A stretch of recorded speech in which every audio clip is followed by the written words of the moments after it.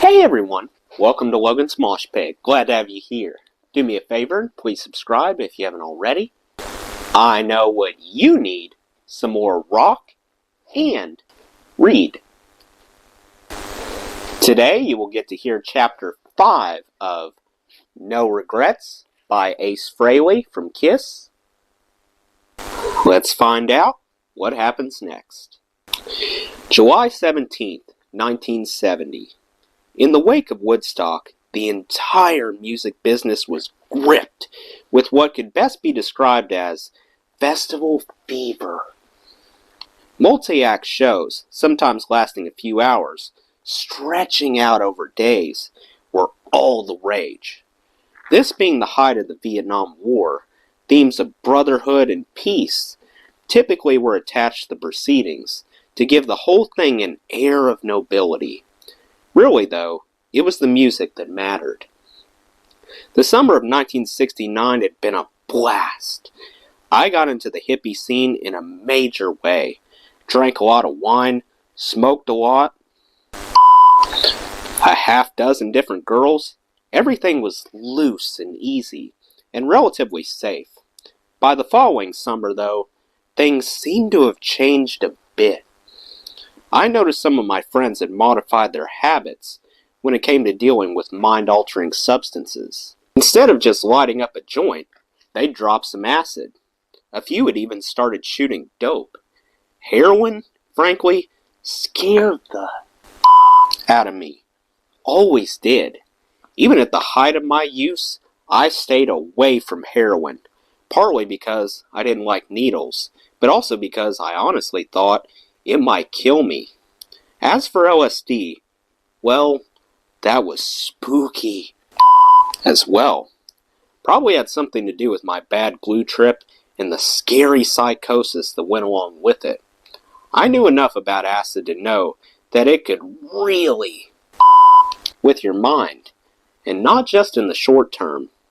I noticed that with some of my friends, if they had a couple of bad trips, the effects could linger for months, either in the form of flashbacks or depression. Then they'd start taking downers to ease the stress and anxiety that came with residual psychosis, or whatever you want to call it. All that mattered to me was this: if you dropped too much acid, and who the was to say how much was too much, you had a reasonable chance of ending up in the nut house. I didn't need that risk. My psychological state was fragile enough, as the U.S. Army had determined following a psychiatric evaluation at Fort Hamilton in Brooklyn. That got me out of the draft, which was all well and good, but it certainly left some lingering doubts about my mental health. So, I never took LSD. Not intentionally, anyway. I might have been dosed a couple times, however. I remember once in high school, for example, this kid named Alex who used to walk the hallways with a goofy smile on his face. A little heavy, with a bulbous nose and a face forever flushed red. He reminded me of Santa Claus. Handed out treats like St. Nick as well. "Try this, man," he said one day, offering me a joint. "What is it?" "Panama Red. Awesome." I smoked it that afternoon with my friend Keith, and we tripped in a major way. I'm talking day-glow colors and kaleidoscopic visions. I don't know for sure if it was laced with acid, but if not, it was the strongest, strangest pot I've ever smoked. I didn't like the effect, and had no desire to seek it out intentionally. I didn't want to lose control. Two guys in one of my bands, Neil and John, tripped regularly. Me? I preferred alcohol. That I could handle, or so I rationalized. I knew that I was going to have a career in music someday, and I wanted a better life for myself. I saw guys tripping on acid, incapacitated, months down the road, and it didn't make sense to me. I didn't think it was worth taking something with the chance I could end up with permanent brain damage or incapacitating mental illness.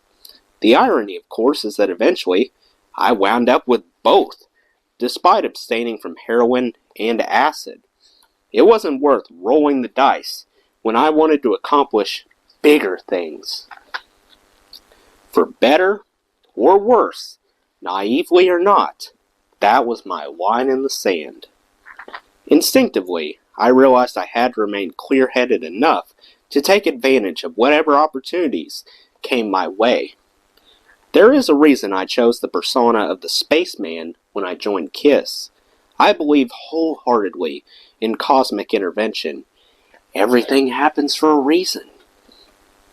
I was 19 years old when I went to the New York Pop Festival on Randall's Island in the East River in the summer of 1970.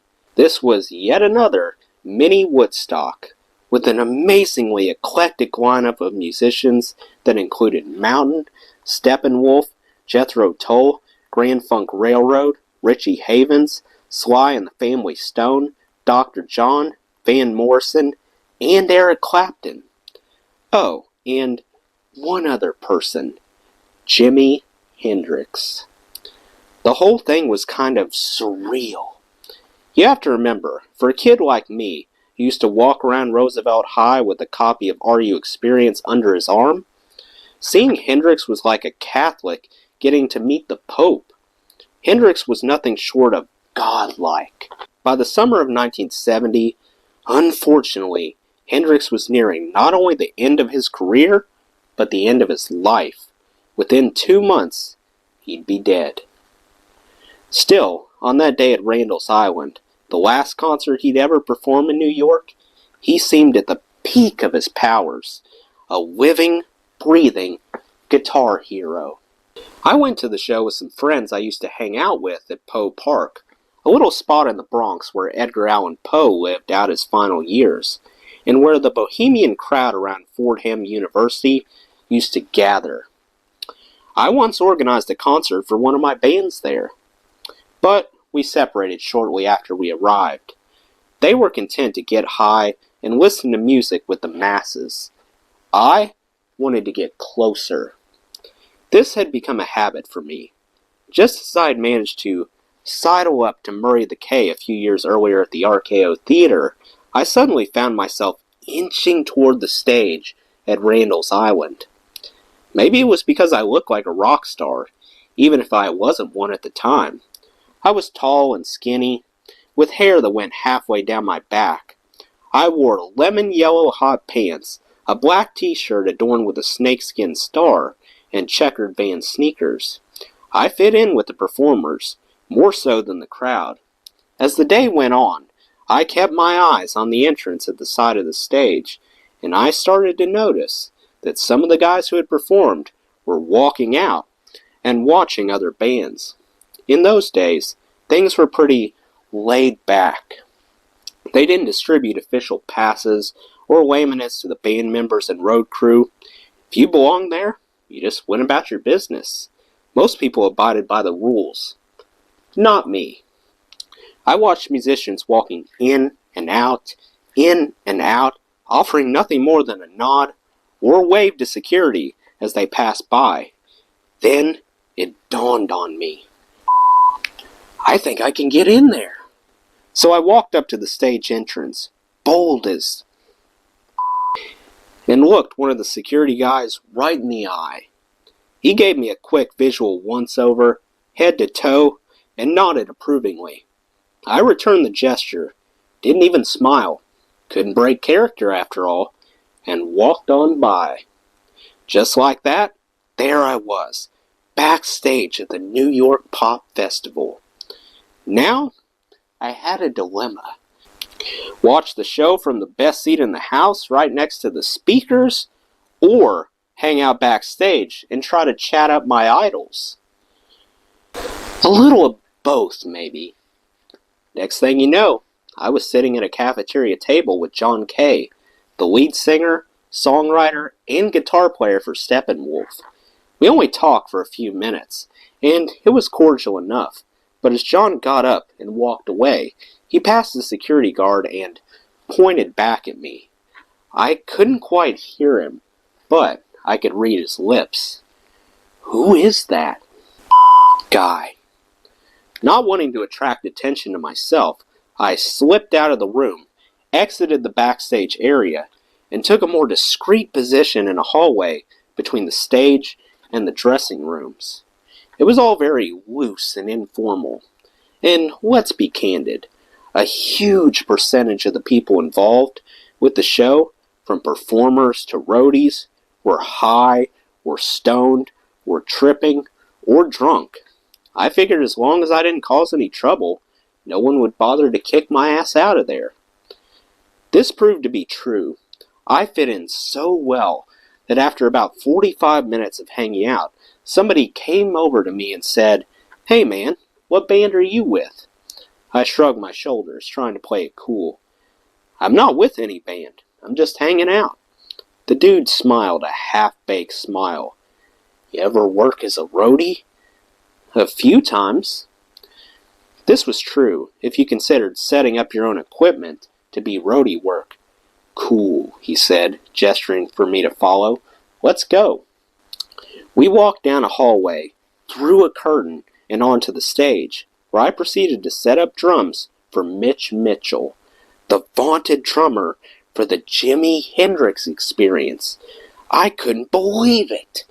This was like a dream job, handling the equipment for one of the best drummers in the world, and doing it just a few feet from where Hendrix would be standing a short time later. I tried to maintain my composure, even as Hendrix's appearance drew near and the stage began to bustle with activity. I was working quietly with one of the band's real roadies, putting the kit together, when suddenly someone appeared at my side. A skinny white guy with a beard and a headband. He began tinkering with the kit, making subtle adjustments and occasionally tapping at the skins with his fingertips. I figured he was just another member of the crew, until I heard the other roadie say, "Hey Mitch, which snare you want to use tonight?" And then it dawned on me. "Are you me? I'm setting up Mitch Mitchell's drums with Mitch Mitchell himself. How cool is that?" You'd think a kid who worshipped all things Hendrix would have recognized the guy's drummer, but I knew Mitch mostly from album jackets and other photos, most of which had depicted him with a towering afro.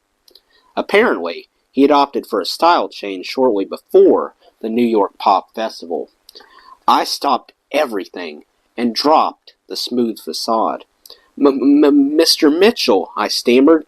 "Man, I love your music." He smiled, gave me a cool little nod, and put out his hand for me to shake. "Thank you," he said. And that was it. We finished putting together the kit, and the show went on. The entire time, I felt like I was having an out-of-body experience. I mean, just 2 years earlier, I'd gotten my first Hendrix album, played it till it warped.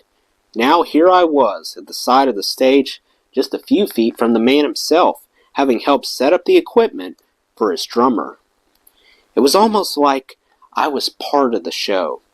I was so starstruck that I could have died on the spot and gone to heaven happy. As the show went on, I totally lost track of time. I also lost track of the people with whom I had come to the show, a development that had bothered me only at the end of the evening, when I realized I had no way to get home. At that time of night, there was no public transport readily available from Randall's Island, and I didn't have the money for a cab fare. So I walked out of the Downing Stadium parking lot and put my thumb in the air. The very first driver that went by hit the brakes and pulled over. "Where to, buddy?" "Moshulu Parkway in the Bronx." The guy laughed. "I'm going to Bedford Park Boulevard. Hop in." Amazing. Bedford Park Boulevard was about 5 blocks from my house. What were the odds? I opened the door, slid into the front seat, and let the warm summer breeze fill the car. "Guess it's your lucky night, huh?" the driver said as he pulled away from the curb. He didn't know the half of it. The craziest thing is, just 3 weeks later, August 6th to be precise, I went to another massive day-long concert with multiple acts, and again, found my way backstage. This event was known as the Festival for Peace at Shea Stadium. And just like at Randall's Island, they ended up putting me to work, juggling multiple duties. When Johnny Winter took the stage, I stood behind the band and fed sticks to his drummer. I was there dumbstruck and wide-eyed when Janis Joplin went strolling down the ramp to the stage, a half-empty bottle of Southern Comfort hooked between her thumb and forefinger. Like Hendrix, she would be dead within a few short weeks. I got to hang out backstage and shoot the breeze with promoter extraordinaire Sid Bernstein, the man who brought the Beatles to America in 1964 for sake, essentially kicking off the British invasion and changing rock and roll, and by extension my life, forever. Best of all, I got to meet John Kay again. This time, he didn't even say, "Who is that guy?" It happened when I was backstage. One of the roadies asked if I knew anything about guitars. I didn't want to brag, but yeah, I had played a little bit. He handed me John Kay's guitar, a fresh pack of strings, and told me to get to work. There was something almost magical about that experience, prepping the instrument of a guy whose work I really admired. It brought me closer in some way to my dream of one day becoming the man on stage, as opposed to just another wannabe. While I carefully fed the strings, my attention focused entirely on the job, I heard a door open. In walked the man himself, John Kay. I tried to play it cool, act like a professional. A part of me, okay, a big part, wanted to ask him if he remembered meeting me at Randall's Island, but that felt like such a pathetic, fanboy thing to do that I decided to just keep my mouth shut. I figured the guy had probably met 1,000,000 people since our paths crossed. What made me so special? Worse, as he watched me stringing the guitar, I got the sense that he was critiquing my work, and that any moment I'd be revealed as a fraud and a fake. I half expected him to say, "What the does this guy think he's doing?" But he didn't. Instead, Kay sat down next to me, introduced himself, and quietly picked up the package of guitar strings. "You want to take over?" I asked nervously. He shook his head. "No, that's okay. You're doing fine. Why don't you finish up?" Then, you know what he did? John started feeding me strings. He would thread them through the bridge, and I would tie them off. We were partners, me and the founder of Steppenwolf, bound at least for a few short minutes by our love for the guitar and our respect for how it worked and the care it deserved. If you believe in the notion of a karma bank, and who didn't back then, this represented either a massive deposit or a massive withdrawal. Depended on your point of view, I guess. Not every concert experience ended so neatly, although a surprising number involved backstage banter with some of the biggest stars of that era. I don't know how I pulled it off, but I did, repeatedly. The following summer, for example, I went to a Grateful Dead show at Gaelic Park in the northeast section of the Bronx, Riverdale. Situated on the north side of 240th Street, not far from Manhattan College, which later purchased and significantly upgraded the property, Gaelic Park wasn't exactly the bucolic setting its name might imply, but rather a collection of dusty athletic fields separated from the surrounding streets and elevated trains by a chain-link fence topped with barbed wire. The place was used primarily by Irish neighborhood folks for soccer and hurdling, as well as the occasional concert.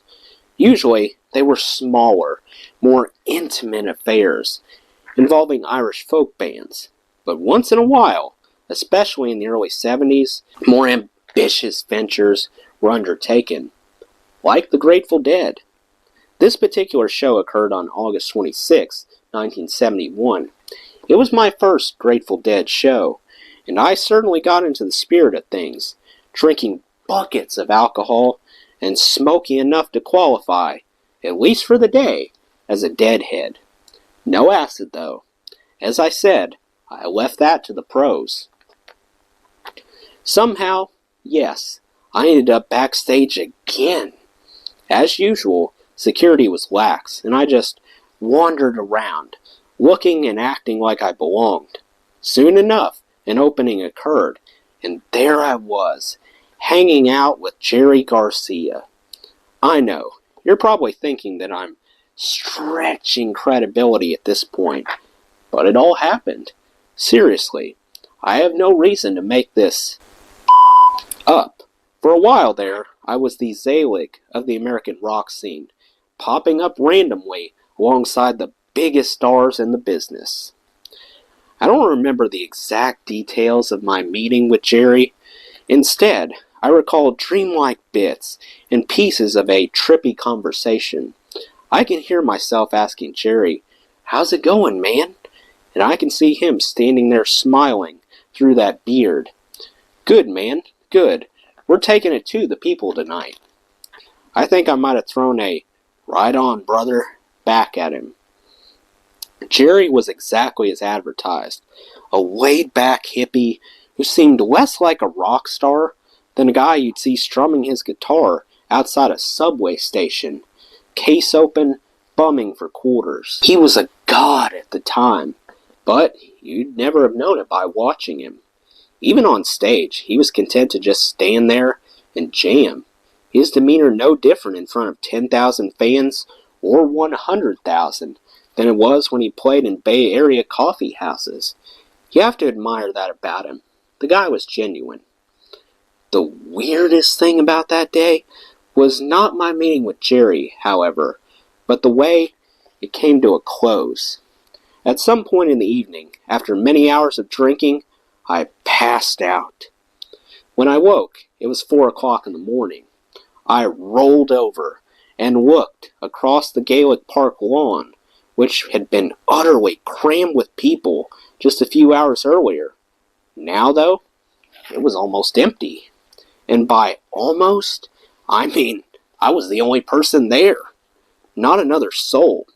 Just me, adrift in a sea of empty cans and bottles and paper cups, an assortment of garbage that gave the place a post-hurricane feel. Where the did everyone go? I still have no idea how that happened. Why none of my friends roused me from my slumber. Maybe they tried, or why the security guards left me there. They had to have known, right? They couldn't possibly have not noticed. Maybe they didn't care. Maybe this was the way things went down at a Grateful Dead concert. Regardless, I was on my own, locked inside the park. I shambled over to the main gate. Locked. I tried another gate. Also locked.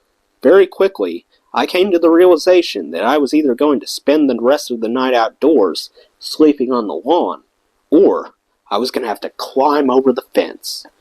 Like a convict breaking out of jail, I scaled the chain-link fence, pausing briefly near the top to catch my breath and to assess the likelihood of shredding my... When I went over the barbed wire for the last few feet, I glanced back down at the park, at all the garbage in the empty bandstand. I knew what was involved in breaking down a stage after a concert. The noise and the barely controlled mayhem. I had slept through that? Unbelievable. I decided to go through the barbed wire rather than over it, so that I could maintain my balance by hanging on to the chain link. A few careful moments later, I was on the ground, walking home. My first and last Grateful Dead concert, now officially in the books. Thanks to the generosity, or at least the tolerance, of my parents, I still lived at home during this time period. In fact, I didn't move out until after I joined KISS. We had stopped fighting by this point about what I was going to do with my life. I had appeased them somewhat by going back to school, and I think they figured I was probably safer under their roof than bouncing from place to place, bumming off my friends. I wasn't home all that often anyway, and when I did come home, it would be late. I pretty much used the house as a crash pad. There wasn't much dialogue going on between us. They were getting older and had less energy to deal with the disparities in our lifestyles. I'd throw them money once in a while to help out with rent, which made things better, and at least the cops weren't bringing me home at night.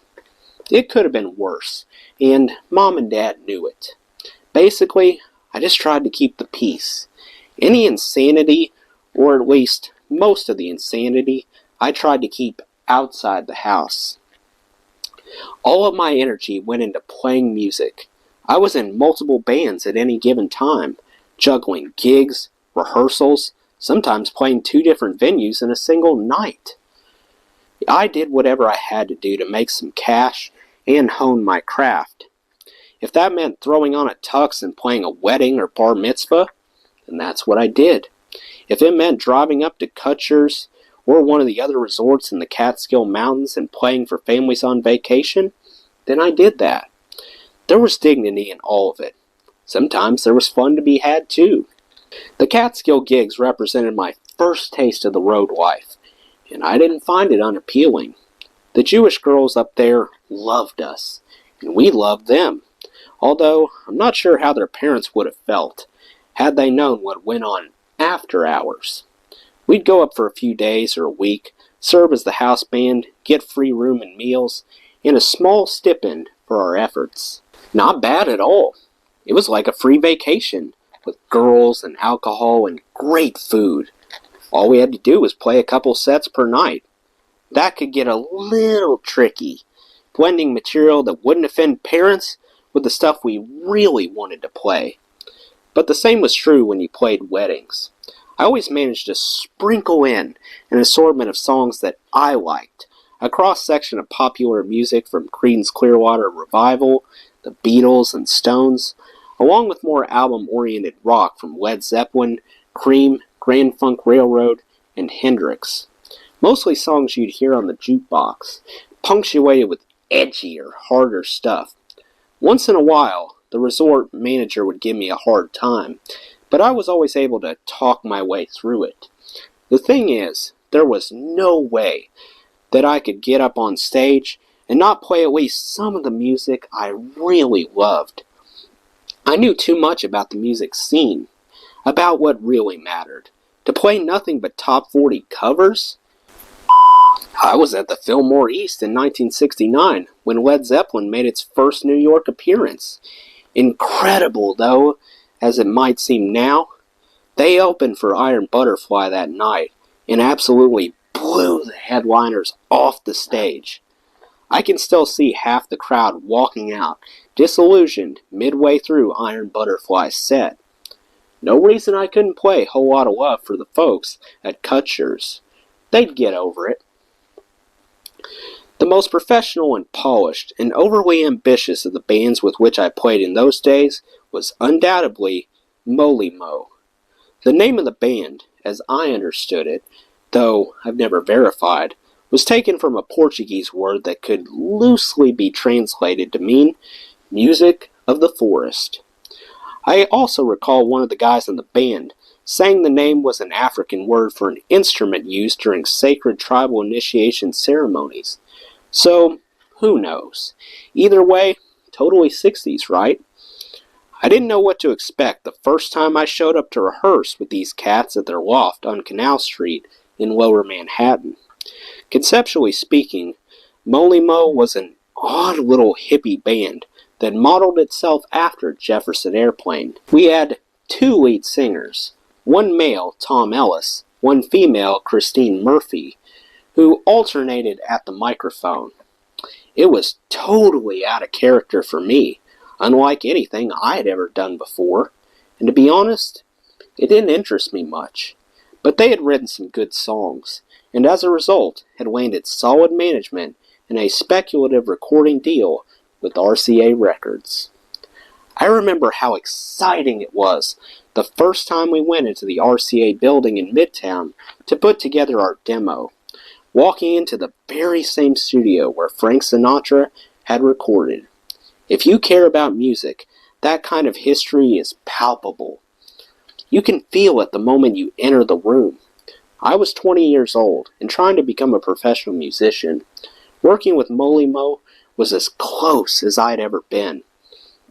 We played a few shows, including one at the Fillmore East, and it seemed then that we were right on the cusp of hitting the big time, until RCA pulled the plug midway through the recording of our first album. For me, though, it was a mercenary pursuit. I got involved with Moly Mo not so much because I fell in love with their music, but because I saw it as an avenue to become more deeply involved with the music business, particularly the recording end of it. I considered it a gig, not a passion. Simply put, I did it for the bread, and that's about it. You do what you have to do to make ends meet. I liked the people in the band, though. A diverse bunch that included not just male and female singers, but a New York City cop who was moonlighting as a keyboard player. He used to comb his hair straight back when he went to work and tuck it up under his cap. When he'd show up to play with Moly Mo, he'd comb it forward and let it hang down over his collar. I also became friendly with the drummer, Dave Polinsky, and the bass player, Barry Dempsey. In fact, at the same time that we were working in Moly Mo, we formed a power trio designed to fulfill our hard rock desires and to put some extra money in our pockets. The name of that little group? The Muff Divers. You not. Obviously, with a name like that.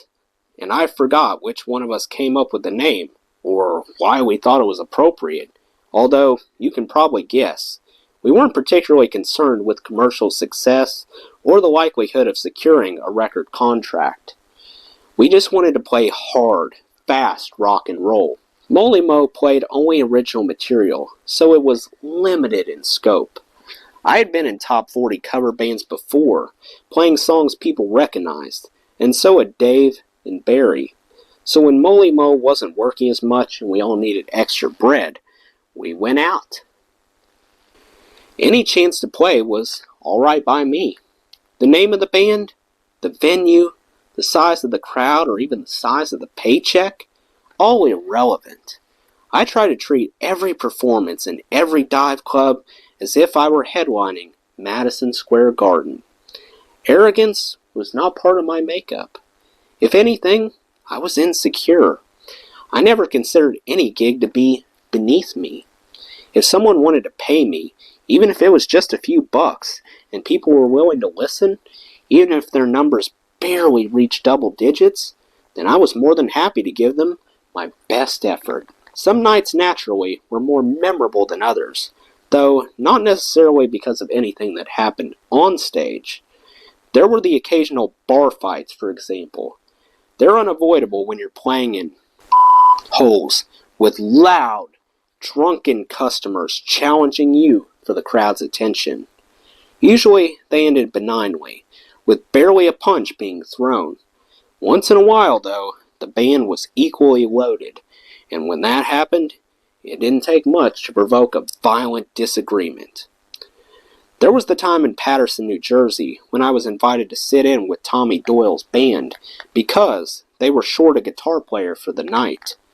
I expected a typical Jersey bar filled with guys in t-shirts and jeans, smoking and hanging out with their girlfriends, tossing back bottles of Rolling Rock. Instead, I stumbled into a place that looked more like a mob lounge, very laid back and moody, with guys in suits accompanied by ladies who were probably not their wives. It was most definitely not a rock and roll venue, but I didn't care. I started drinking early and hard, and kept right on pounding through the night. With each successive beer, my guitar playing became, if not necessarily sharper, definitely louder, much louder. It's probably fair to say that I failed to exercise the appropriate level of respect or restraint, given the nature of the clientele and ownership. When the owner approached me during a break and complained about the volume, I blew him off. By the end of the night, he had had enough. And I had had one or 10 too many. As we broke down the stage and packed away our instruments, I asked Tommy if we had been paid. He explained that the band had in fact been paid its fee, but that the owner had originally promised a little something extra for me since I filled in on short notice. That way, Tom wouldn't have to pay me out of pocket, and the other guys wouldn't feel shortchanged. So I found the owner, who was working behind the bar, and asked him, rather impolitely I'm sure, for my money. Off. Hole, you already got paid. That was probably the least hostile thing either of us said in a profane exchange that lasted roughly 5 minutes and ended with the owner reaching over the bar and leveling me with a right hand so solid that at first I thought he had cracked a beer bottle against the side of my skull. But he hadn't. The guy had simply used his fist to shut up a drunken guitar player, and he had done it effectively. The next thing I knew, the guys in the band were carrying me across the parking lot and stuffing me into the back of a van. They drove me back to the Bronx, brought me upstairs to my room, and put me to bed. I woke the next morning feeling like utter. My face was swollen and bruised, and my right eye was so red that it looked as though blood was leaking into the socket. Coupled with the natural awfulness of a 12-pack hangover, these symptoms left me feeling like I was on the brink of death. But it was when my mother saw me that I realized just how bad it must have been. "Oh my God!" she screamed, putting both hands over her mouth. "You need to get to a hospital." When your mother doesn't even ask for an explanation, but simply tells you to get medical help immediately, you know you're in trouble. So I went to see our family doctor, who immediately ordered an x-ray. The diagnosis? A shattered cheekbone. "The whole thing is crushed," he explained. "You need plastic surgery, or you're going to have problems with breathing and eating for the rest of your life." He paused. "Not to mention, you'll look like..." Our family didn't have a lot of money or fancy insurance or anything like that, which made the prospect of reconstructive surgery daunting to say the least. Luckily, we had an ally in our family doctor. This guy had been treating me literally since the day I was born. He delivered me. He was an old-time family doctor who wanted quality care for his patients, regardless of their financial state, and sometimes he intervened on their behalf to make sure things worked out. "Let me make a call," he said. "I'll see what I can do."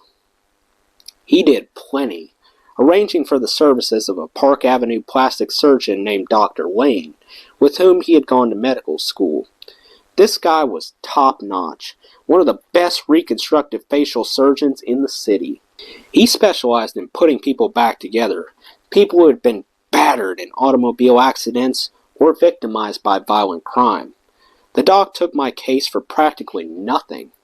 I can still vividly recall the consultation, during which he told me not only that I didn't have to worry about the money, but that I was fortunate to be alive. "You came within a 16th of an inch of puncturing your brain when the cheekbone shattered," he explained. "If that happened, you wouldn't be here right now." Dr. Lane's plan was to wire my cheek back together.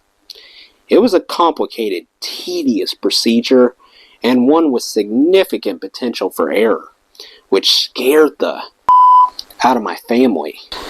The night before the surgery, my Aunt Ida, who was something of a religious fanatic, born again in her mid-40s and a holy roller from that point on, and who was prone to praying on my behalf anyway, which I doubtless needed, encouraged the entire congregation at her church to keep me in their prayers. I don't think my mother slept a wink that night. I'm sure Dad was nervous too. When they put me under, I had no idea how things were going to turn out. When I woke in the recovery room, Dr. Wayne was standing over me, smiling. "You won't believe what happened." I mumbled something incoherent in response. My head felt almost as bad as the morning after the bar fight. "I didn't have to wire a thing," he said. He paused and shook his head. Later, when the anesthesia had worn off, he would tell me in greater detail exactly what had happened, comparing my mutilated cheekbone to the shell of a hard-boiled egg. It had been caved in and cracked in multiple places, but had somehow held together. With a gentle push, the cheekbone popped back into place, without so much as a fragment splintering off. "That rarely happens," the doc said incredulously. "You're a very fortunate man." Well, that's the end of Chapter 5. Let me know what you thought of Chapter 5 in the comments below. That does it for today's video, guys. I hope you enjoyed. Make sure to like, comment, and subscribe if you haven't already. I really appreciate the support. I'll see you next time. Till then, rock on.